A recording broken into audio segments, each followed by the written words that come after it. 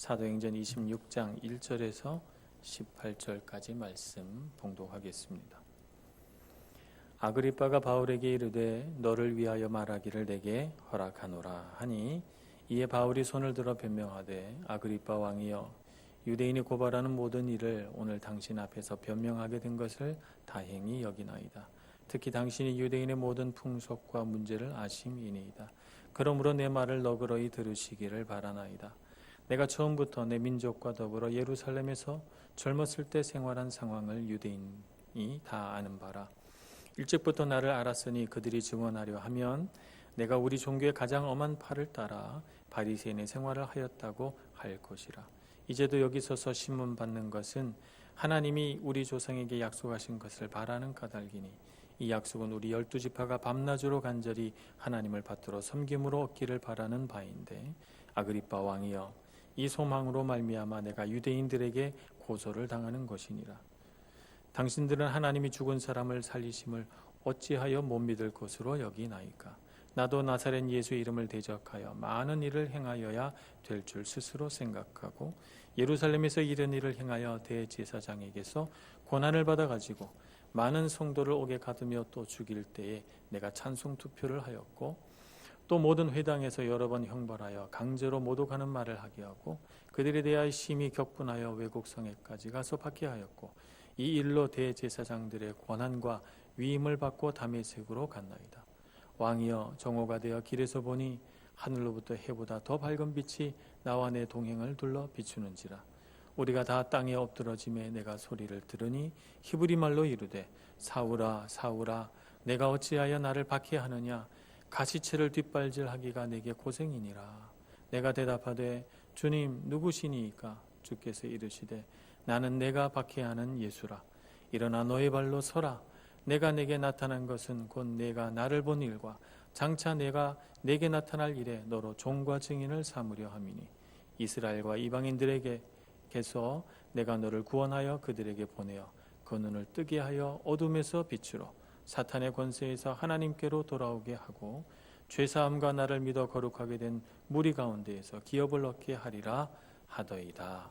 아멘. 새로 부임한 총독 베스도에게 아그리빠 왕과 베니게가 문안 인사하러 옵니다. 아그리빠 왕은 헤롯 아그리빠 1세의 아들이 되는 사람입니다. 너무 일찍이 왕이 되는 바람에 로마 황제가 그 영토를 상당히 많이 줄여서 주었습니다. 그래서 이방인들이 사는 지역 일대를 자기 지역으로 받아서 로마로부터 인정된 분봉왕으로 그가 다스리고 있죠. 그는 황제로부터 예루살렘 성전에 대한 지배권과 또 대제사장 임명권을 받았습니다. 아그리빠 1세가 받았기 때문에 이제 2세인 이 아그리빠 2세도 그 권한을 가지고 있죠. 그래서 사실은 이 유대 지역에서 무시할 수 없는 상당히 높은 사람이라고 말할 수가 있겠습니다. 또 버니게는 아그리빠 2세 왕의 이복 누이죠. 이복 누이인데 아그리빠 왕과 내연의 관계에 있습니다. 정식 왕비가 된 것도 아니고. 그래서 유대인들로부터 상당히 이 부분에 대해서 공격을 당하고 그래서 아그리빠 왕 2세는 유대인들에게 늘 비난의 대상이 되었다 하는 것도 우리가 기억을 해야 되겠습니다. 어쨌든 이 두 사람이 총독 베스도가 새로 부임하였다 하니까 가이사랴까지 와서 문안 인사를 하게 된 것입니다. 그들의 대화는 다 자연스럽게 사도 바울에 관한 문제로 흘러가게 됩니다. 그래서 아그리빠 왕이 나도 이 사람의 말을 듣고 싶으니 한번 이 사람을 불러주시오. 이렇게 얘기가 돼서 다음날 이 사도 바울을 불러내어 또 재판 아닌 재판을 하게 됩니다. 베스도는 이렇게 생각합니다. 도덕적으로 혹은 로마법상 사도 바울에게 어떤 형벌을 가할 죄가 있는 것은 아니지만 그러나 종교적인 문제로 분쟁이 일어나고 갈등이 일어났으니 어떻게 하면 좋을까 고민인데 그가 마침 황제에게 상소를 하였으니 황제에게 상소할 자료를 얻고자 신문하는 것이 좋겠다. 이런 생각이 들었고 또 다른 한편으로는 아그리파 왕에게 대제사장을 임명할 종교적인 권한이 있으니 또 그가 이 상황을 또 잘 듣고 보면 또 좋은 방법이 생기지 않을까 이런 생각 때문에 아그리파 왕 앞에서 다시 한번 재판을 하게 됩니다. 그래서 재판에 참석한 사람들이 면면이 아주 화려합니다. 총독과 당시 분봉 유대 지역 분봉 왕과 또 천부장들과 그 외에 높은 사람들 고관 대작들과 또 여러 지파의 장로들이 다 모였겠지요. 이런 사람들 앞에서 사도 바울은 또 서게 됩니다. 여러분들이라면 이런 재판 자리에서 어떻게 하시겠습니까? 어떻게 하면 내가 여기서 풀려날 수 있을까? 이것이 우리의 제1번 목표가 되겠죠. 내가 얼마나 억울하게 이렇게 재판을 받고 있는지를 아마 이야기하면서 나를 빨리 풀어주시오. 나는 아무 죄가 없습니다. 이런 것을 재판석에 앉은 총독이나 왕에게 강하게 어필하려고 할 것 같습니다. 그런데 오늘 사도행전 26장의 말을 보면 과연 이 사도 바울이 풀려나고 싶은가 하는 생각이 듭니다. 왜냐하면 자신이 풀려나는 것보다 오늘 아그리파 왕 앞에서 그가 증언하는 내용은 복음을 전하는 것에 더 가깝기 때문에 그렇습니다. 그에게 있어서 가장 중요한 문제는 감옥에 갇히는 것이 아니라 어떠한 상황이든지 어떠한 환경에서든지 예수 그리스도를 전하는 것이 그의 제1차적인 목표였기 때문에 그는 이 상황 속에서도 자신이 얼마나 억울하며 얼마나 무죄한 상태에서 이렇게 곤욕을 치르고 있는지를 지금 얘기하는 것이 아니라 그것보다 더 중요한 자신이 어떻게 예수 그리스도를 만났으며 그분을 만나서 자신의 인생이 어떻게 바뀌게 되었는지를 설명하면서 정말 주님께서 변화시켜 주실지 안 주실지 모르는 당대의 고관대작들 앞에서 그들이 그리스도인이 되라고 설득하고 있으니 참으로 놀랍다 하는 생각을 하게 됩니다. 우리는 복음을 전할 때 흔히 무언가 나보다 좀 부족하다 싶은 사람에게 복음을 전하는 경향이 없지 않아 있습니다. 왜냐하면 나보다 더 높은 자리에 있으신 분들, 나보다 더 뛰어난 사람들, 나보다 더 능력 있고 나보다 더 권위자에 앉아있는 사람에게 복음을 전한다는 것은 왠지 모르지만 좀 어려운 일이라고 생각이 들어서 늘 우리는 우리와 비슷하거나 혹은 우리보다 좀 못하다고 하는 사람에게 복음을 전하기 쉬운데 오늘 사도 바울은 참으로 겸손하게 그리고 당당하게 자신보다 훨씬 높은 분들에게 복음을 전하고 있는 것을 보면 이 당당함은 이 설득력은 도대체 어디서 오는 것일까 하는 생각이 들어서 놀랍기만 합니다. 그래서 우리는 한 가지를 생각해 보아야 합니다. 우리 그리스도인이 갖고 있는 영적인 권위에 대해서 한번 우리 생각해 볼 만하다고 봅니다. 우리는 세상에 여러 가지 권위가 있는 것을 압니다. 세상에는 다양한 권위가 있습니다만 그러나 그 다양한 권위를 다 언급할 필요 없이 딱 두 가지의 종류로 권위를 구분할 수 있습니다. 하나는 올바른 권위와 하나는 잘못된 권위 이렇게 나누어 볼 수가 있죠. 우리는 세상에서 많은 권위를 경험합니다. 가장 먼저는 태어나서 부모의 권위를 경험하죠. 또 조금 철이 들어서 학교에 가면 선생님의 권위를 경험하게 됩니다. 그리고 세상에 나가게 되면 직장이라고 하는 곳에서 나보다 상급자, 직장 상사의 권위를 우리가 알게 되죠. 또 사회생활을 하면 국가와 법의 권위를 알게 되고 그 권위를 인정하고 거기에 순종하는 법을 배우게 됩니다. 문제는 올바른 권위자를 많이 경험한 사람은 권위에 대하여 올바른 생각과 권위에 대해 존중하는 마음을 갖고 살게 되고 이 세상에서 잘못된 권위를 많이 경험한 사람은 권위에 대하여 부정적으로 생각하게 돼서 권위자에 대해서도 부정적인 마음을 갖게 된 이런 현상들을 보게 됩니다. 세상에서는 참 잘못된 권위를 행사하는 사람들이 많죠. 예를 들자면 자신에게 주어진 권위를 가지고 상대방을 인격적으로 모욕하고 인격적으로 짓밟는 권위자도 가끔씩은 있습니다.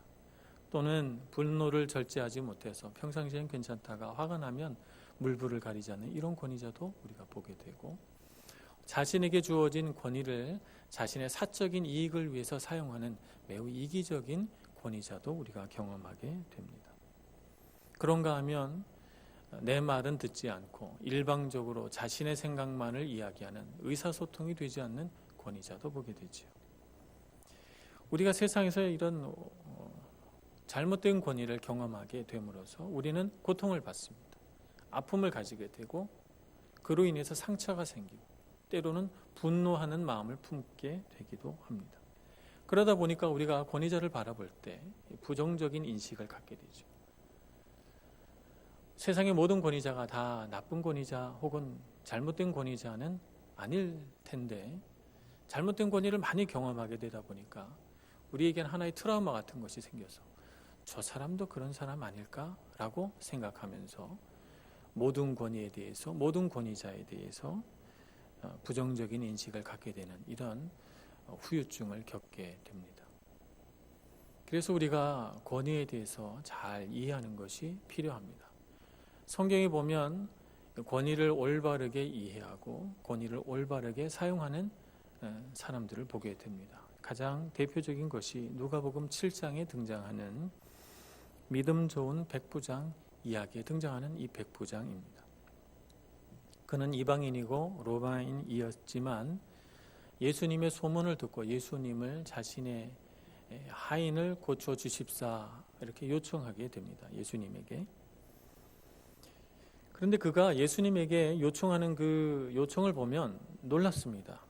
그는 이렇게 말합니다. 누가복음 7장 6절 후반절부터 8절까지 이렇게 예수님께 요청하죠.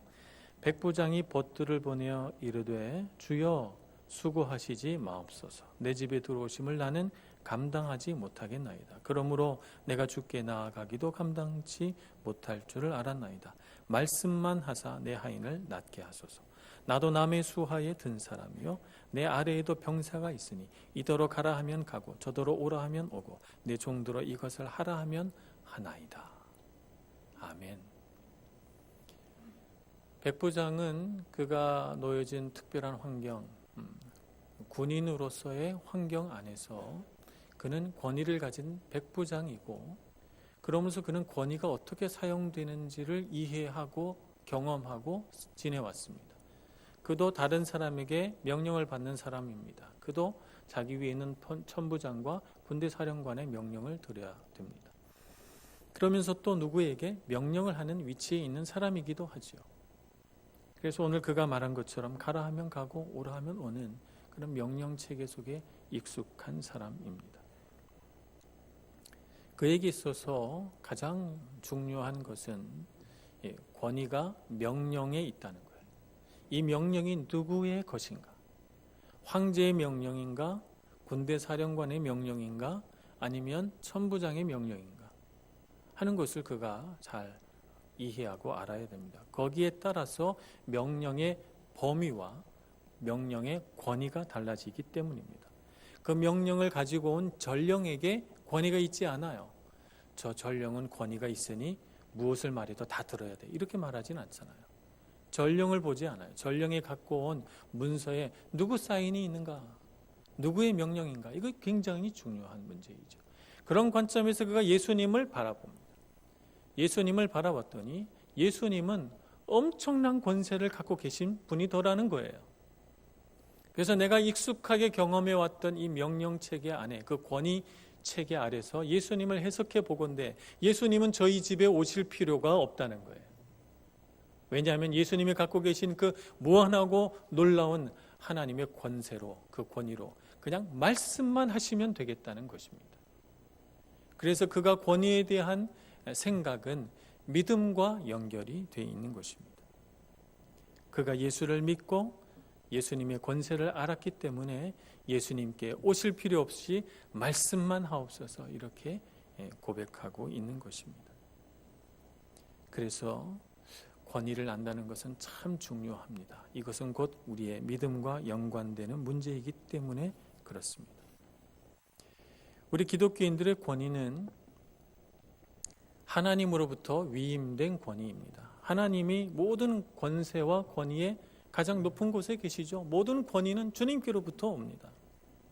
그래서 우리가 주기도문 고백할 때 뭐라고 고백합니까? 주기도문 할 때 하늘에 계신 우리 아버지 이름이 거룩히 여김을 받으시오며 나라의 임하옵시며 뜻이 하늘에서 이루어진 것 같이 땅에서도 이루어지다. 이렇게 우리가 고백하잖아요.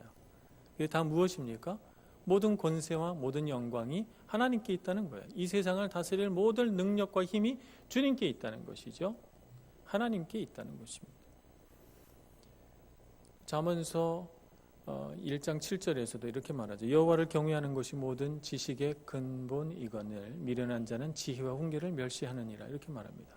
여호와를 경외하는 것이 지식의 근본이다. 이렇게 말합니다. 모든 권세와 능력과 권위는 다 하나님께 있습니다. 그래서 주기도문 마지막에 우리 이렇게 고백합니다. 나라와 권세와 영광이 아버지께 영원히 있사옵니다. 그렇게 고백을 하죠. 주님께 있는 이 권세와 능력이 예수님께로 위임됐죠. 여러분 그것을 알고 계십니까?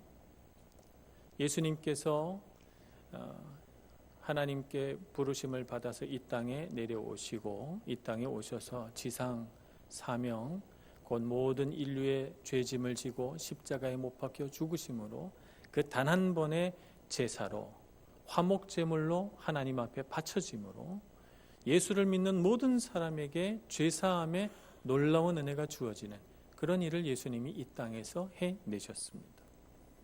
그래서 예수님이 죽음에서 부활하셨을 때 하나님은 그 모든 하나님이 갖고 계신 권세와 능력과 영광을 예수님께 위임하십니다. 빌립보서 2장 9절에서 11절 말씀은 이러한 하나님의 위임을 잘 설명해 주고 있습니다. 이러므로 하나님이 그를 지극히 높여 모든 이름 위에 뛰어난 이름을 주사 하늘에 있는 자들과 땅에 있는 자들과 땅 아래에 있는 자들로 모든 무릎을 예수의 이름에 꿇게 하시고 모든 입으로 예수 그리스도를 주라 시인하여 하나님 아버지께 영광을 돌리게 하셨느니라. 하나님께서 예수님에게 모든 능력과 권한을 위임하셨습니다. 그래서 예수님은 우리의 모든 삶과 이 세상 모든 것들을 다 주관하시는 분이심임을 우리가 분명히 알아야 되겠습니다. 그 예수님께서 우리 그리스도인들에게 자신의 권한을 위임해 주셨죠. 마태복음 28장 18절에 보면 예수님께서 이렇게 말씀하십니다. 예수께서 나와 말씀하여 이르시되 하늘과 땅의 모든 권세를 내게 주셨으니 하나님께서 예수님에게 주셨으니 그러므로 너희는 가서 모든 민족을 제자로 삼아 아버지와 아들과 성령의 이름으로 세례를 베풀고 내가 너희에게 분부한 모든 것을 가르쳐 지키게 하라. 예수님께서 주신 그 권세와 능력과 권위를 예수를 따르는 제자들에게 또 주시는 것이죠. 그러므로가 참 중요합니다. 그러므로 너희는 가서 모든 민족을 제자로 삼아 아버지와 아들과 성령의 이름으로 세례를 주고 가르쳐 지키게 하라. 말씀하고 있는 것입니다. 그래서 오늘 우리 그리스도인들은 주님께로부터 위임받은 권세와 권위가 있다는 것을 우리가 알아야 합니다. 이것은 백부장이 경험한 것처럼 누구의 명령이냐라고 하는 것이 중요한 것처럼 이것이 예수님의 명령이고 하나님으로부터 위임받은 명령이라는 것을 이해할 때 이 명령이 얼마나 귀하고 가치로운 것인가 하는 것을 우리가 알 수가 있습니다. 그러므로 우리는 예수 그리스도로부터 위임된 권위로 세상에 나가서 세상 모든 사람을 제자로 삼고 복음을 전하고 세례를 주는 일이 마땅히 우리가 해야 할 일인 줄 알아야 되겠습니다. 근데 세상에 나가 보니까 세상에는 우리가 생각하는 것처럼 그렇게 만만하지 않아요. 세상에는 참 병들고 잘못된 권위를 가지고 그것을 익숙하게 사용하는, 그것을 능숙하게 나에게 사용할 줄 아는 사람들로 넘쳐납니다. 나보다 먼저 왔다는 이유로, 나보다 더 높은 자리에 있다는 이유로, 나보다 더 많은 능력과 힘이 있다는 이유로 각종 세상에서 취득한 권위와 권세로 무장한 이 세상 사람들은 우리가 이 그리스도로부터 위임받은 권위를 사용할 수 없게끔 우리를 누르고 우리를 박해하고 우리 마음속에 있는 그 선한 것들을 깨트리려고 합니다. 그래서 우리는 봅니다. 세상 속에서 얼마나 많은 어둠이 있는지, 세상 속에 얼마나 많은 어둠이 있는지, 세상이 얼마나 병들었는지, 세상이 얼마나 많이 어둠의 권세 아래에 있는지 우리는 경험하게 되죠. 그래서 우리 그리스도인들이 세상에 나가서 참 위축됩니다. 우리에게 무슨 능력이 있나 싶고, 그러다 보니까 세상과 타협하게 되죠. 적당히 살아야 되지 않을까. 그래서 우리는 이러한 점에서 타협합니다. 세상에 나가서 내가 무언가 대단한 일을 할 수 있다고 생각하지는 말자. 겸손하게 나 한 사람만 잘 하나님 믿어야 되겠다. 이렇게 마음을 먹고 주일 예배 드리는 거나 빠지지 말고 잘 예배 드리고 나 혼자라도 하나님 잘 믿어야지. 이렇게 생각하고는 세상에서는 능력이 없고 오직 주일날 교회 와서만 약간 그리스도인으로서 뭔가 자신의 삶의 태도를 갖추는 것 같은 그런 모습을 갖게 됩니다. 그렇지 않습니다. 절대 그렇지 않습니다. 우리 그리스도인에게는 하나님으로 부여된 권위가 있고 능력이 있음을 알아야 되겠습니다. 이것은 결코 우리 자신에게서 나오는 것이 아니에요. 내가 가지고 있는 어떤 출신, 내가 갖고 있는 어떤 종교적인 배경 혹은 무슨 부모님의 어떤 형성해 주신 어떤 배경, 가문의 배경 이런 것이 권위를 주지 않아요.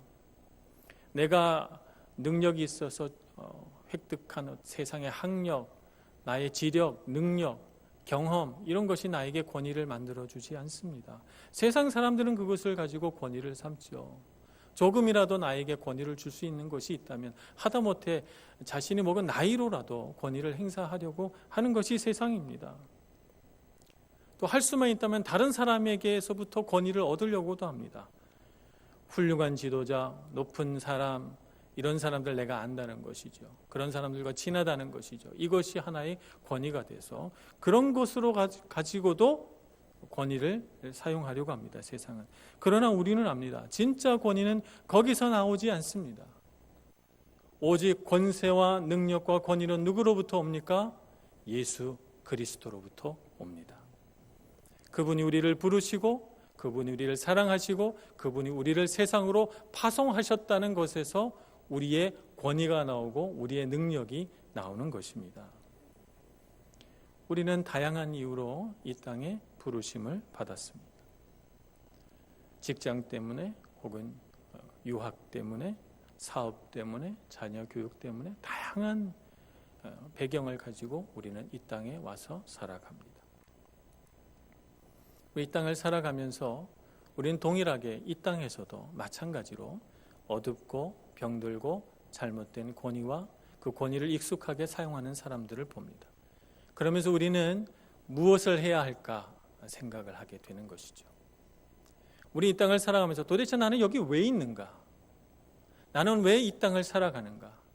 과연 이 땅에서 나도 저들의 익숙한 방식을 본받아서 배워서 그들과 같이 하나님의 권위가 아닌 세상의 권위를 획득해서 나도 그렇게 살아갈 것인가? 아니면 하나님이 부여하신 권위로 예수 그리스도의 권위로 살아갈 것인가? 선택의 기로에 서 있는 것입니다.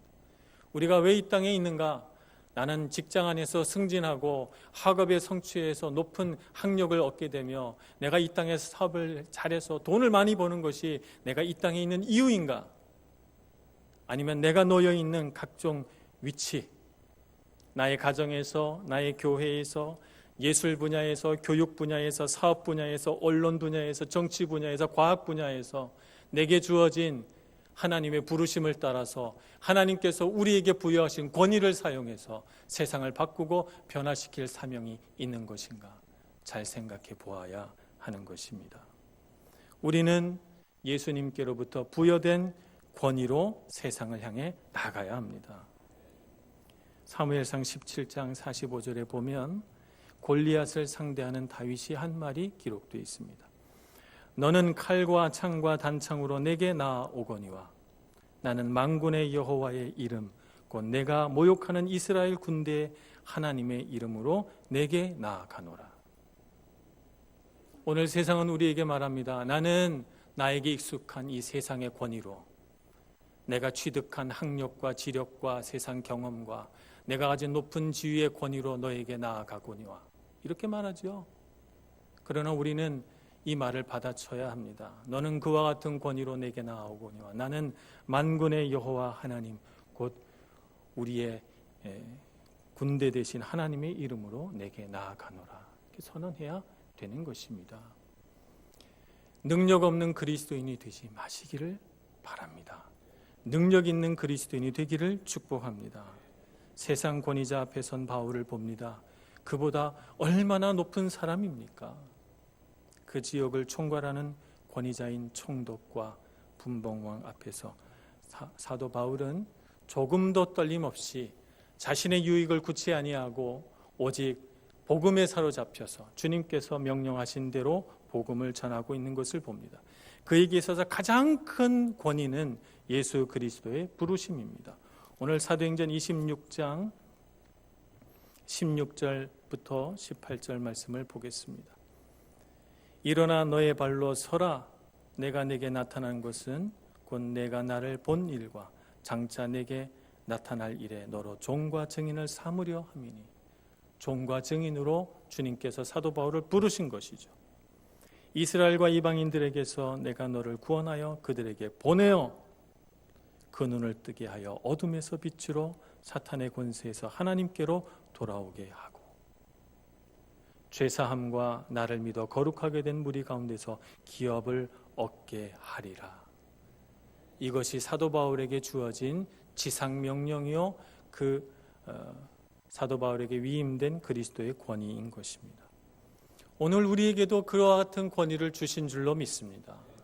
그래서 우리가 어느 자리에 있든지 학생의 자리에서든 직장인의 자리에서든 사업가의 자리에서든 어느 자리에서든 가정에서든 교회에서든 세상에서든 우리는 주님께 부름받은 주님의 제자요 주님께 부름받은 증인인 줄로 믿어야 되겠습니다. 성전 미문에서 구걸하며 앉아있는 한 장애자를 향하여 사도 바울이 말합니다. 내게 은과 금은 없거니와 내게 있는 곳으로 너에게 주노니 예수 그리스도의 이름으로 일어나 걸으라. 오늘 우리가 세상을 향하여 그렇게 담대히 외쳐야 할 줄로 믿습니다.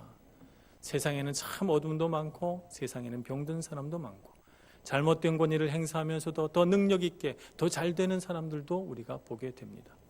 결코 그들의 잘됨을 부러워하지 말고 우리에게 있는 예수 그리스도의 능력으로 세상 사람들이 자랑하는 은과 금으로 나아가지 말고 오직 그분의 능력으로 나아가서 세상의 빛과 소금이 되는 저와 여러분이 되기를 소망합니다. 우리는 세상에 생명을 공급할 책임이 있습니다. 우리에게 주신 생명을 따라 세상에 생명을 공급해야 세상이 살맛나게 되지 않겠습니까? 죽어가는 생명을 살려내는 일에 우리가 앞장서야 되겠습니다. 우리는 우리의 권위 아래에 보호받고 돌봄을 받아야 할 많은 사람들을 보게 됩니다. 아무리 작은 권위일지라도 반드시 우리의 권위 아래서 보호되어야 하며 돌봄을 받아야 할 사람들이 있습니다. 그러므로 우리는 마땅히 그 책임을 다해서 돌보아야 마땅할 사람을 돌보고 보호해야 마땅할 사람을 보호하고 우리에게 주어진 권위를 아름답고 올바르게 사용해서 하나님께 영광 돌려야 되겠습니다. 세상의 법을 따라가지 마시고 하나님 앞에 권위할 줄 아는 저와 여러분이 되어서 오직 주님의 능력으로 세상을 변화시키는 우리 모든 성도님들 다 되시기를 간절히 축원합니다. 기도하겠습니다. 자비로우신 하나님 아버지, 우리에게 권위를 주시고 우리로 하여금 세상에 나아가 증인된 삶을 살게 해주시니 감사합니다. 세상의 어떤 권위 앞에서도 위축되거나 작아지지 아니하고 오히려 세상에 담대히 나아가 당당하게 복음을 전할 줄 아는 능력 있는 그리스도인 되게 하여 주옵소서. 세상에 어둠이 있는 곳에, 세상에 병들과 아픔이 있는 곳에 우리가 나아가게 하시고 그것을 보게 하시고 치유하며 회복시키는 능력과 은혜를 입는 저희들 되게 하여 주시옵소서. 예수님의 이름으로 기도합니다. 아멘.